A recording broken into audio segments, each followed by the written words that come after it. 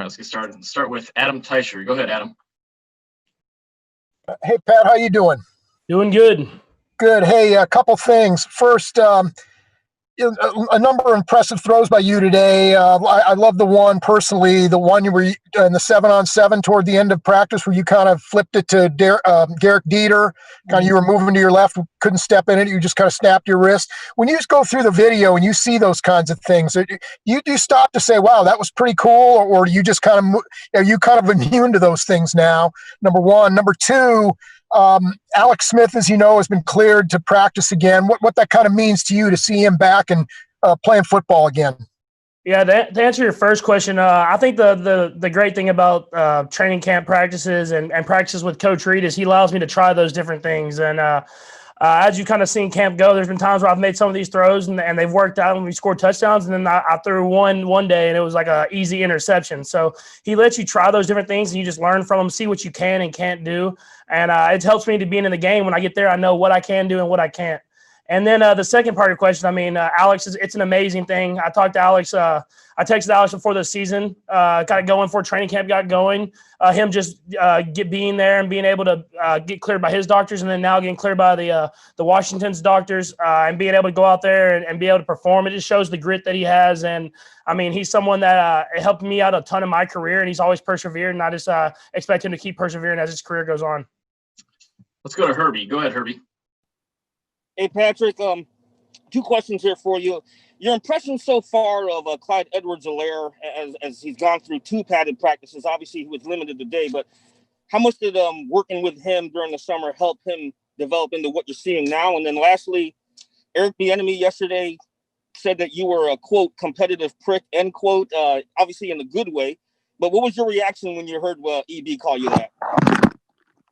Yeah, well, the first part of your question, I mean, Clyde, I think, has done a great job in the reps that he has gotten. I mean, he stepped in, he's learned the offense. He's not making a lot of mistakes. He's playing fast, and he has an incredible vision. I think that's what's been the biggest thing so far. The way he's able to run the ball, find the lanes of running in, and catch out of the backfield and get upfield and make plays happen.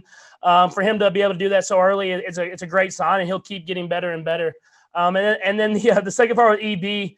I mean, it's just kind of in our nature, I think, not even just me and EB's nature. We love to compete. We're fiery. We love to go out there every single rep. We act like it's the last rep that we have to win. And I think when you have a lot of guys on the team that are like that, it's when you get the best on Sunday. So I'm going to go out there and compete every single rep, and I'm going to have that fire every single time.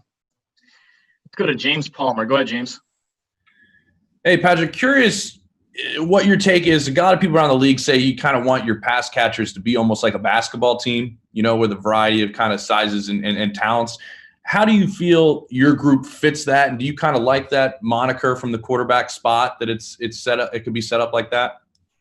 I think the thing that I've learned in my short career so far in the NFL is you can have all types of different types of weapons as long as you're utilizing their skill sets and maximizing those every single day. I think that it could be the basketball team. You could have the big receivers making the plays over the top.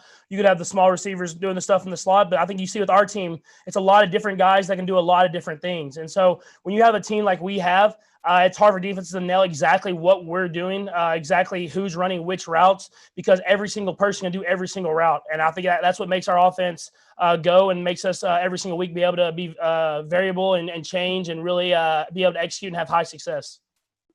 Let's go to Vahe. Go ahead, Vahe. Hey, Patrick. Just going back to that point you just made about having that fire, you won the MVP your first season as a full-time starter, and then you guys win the Super Bowl. What's prompting that? How do you still feel that? And you've had so much achievement early. Where does that come from? Yeah, I think that's just the love of the game. I think when you play this sport, the best thing about it is you get to start over every single year. Every single year, no matter if you won the Super Bowl the last year, no matter if you lost an AFC championship game, no matter if you didn't make the playoffs, you get a clean slate. You have to go out there and compete every single year. And you have to have the passion and the mindset that you're going to go out there every single day and execute every single rep so you can go out there and be on top again and be able to have those parades, be able to enjoy it with your teammates and your family and your friends. And once that you enjoy it, you come back and do it again the next year. Let's go to Pete Sweeney. Go ahead, Pete.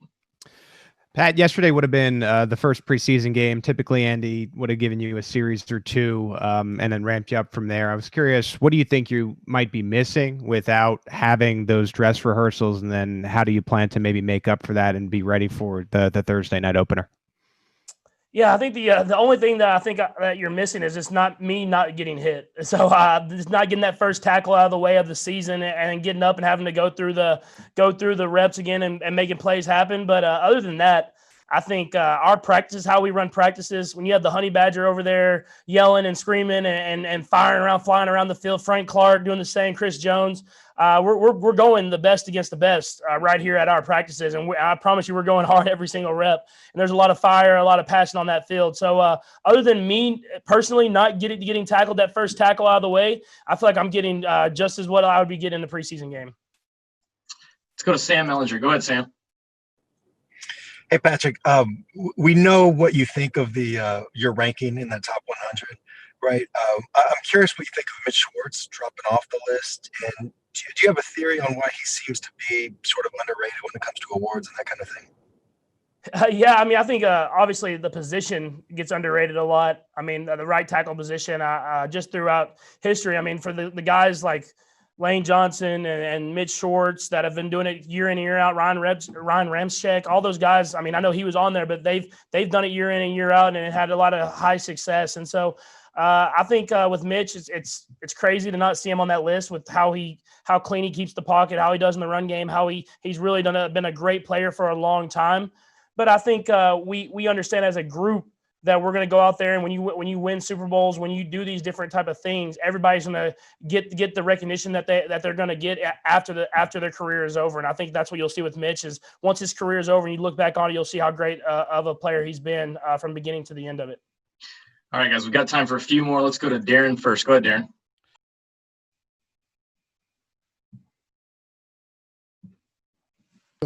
Patrick, good morning to you. First off, what challenges does it pose for your offense to come up with new plays that your opponents haven't seen since you returned everyone on offense, save for Clyde? And the second, I'll be speaking with your dad a little bit later on the show.